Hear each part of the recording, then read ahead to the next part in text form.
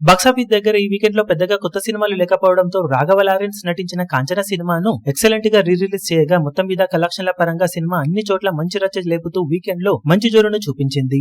Cinema మొత్తం మీద 3 రోజుల్లో ఓవరాల్ గా ఇక్కడ 1,50,000కు పైగా టికెట్ సేల్స్ ను సొంతం చేసుకుని దుమ్ము దులిపేసింది. ఇక సినిమా బాక్సాఫీస్ దగ్గర 3వ రోజు 8 లక్షల రేంజ్ లో కలెక్షన్లు అందుకోగా 4వ రోజు వర్కింగ్ డే లో సినిమా మరోసారి మంచి హోల్డ్ ను చూపించి 35 లక్షలకు పైగా వసూలను అందుకోగా టోటల్ గా సినిమా బాక్సాఫీస్ దగ్గర వీకెండ్ తర్వాత వర్కింగ్ డే కలెక్షన్లతో కలుపుకొని ఆల్మోస్ట్ 5 కోట్ల రేంజ్ లో గ్రాస్ కలెక్షన్ల మార్కును అందుకుని దుమ్ము దులిపేసింది. వీకెండ్ లో 4.65 కోట్ల రేంజ్ లో వసూలను అందుకున్న ఈ సినిమా వర్కింగ్ డే లో కూడా మంచి హోల్డ్ ను చూపించడంతో ఉస్తాద్ భగత్ సింగ్ వచ్చే వరకు మరికొంత కలెక్షన్లు సినిమా బాక్సాఫీస్ దగ్గర సొంతం చేసుకోవడానికి అవకాశం ఎంతైనా ఉందని చెప్పాలి.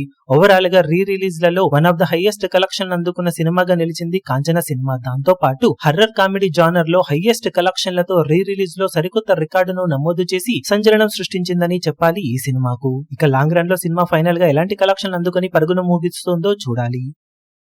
ఈ వీడియో మీకు నచ్చినట్లయితే లైక్ చేయండి, షేర్ చేయండి, ఛానల్ ను సబ్స్క్రైబ్ చేయడం మాత్రం మరవకండి. ఏ చిన్న అప్డేట్ ను మిస్ అవ్వకూడదు అనుకుంటే బెల్ ఐకాన్ ను ప్రెస్ చేయండి.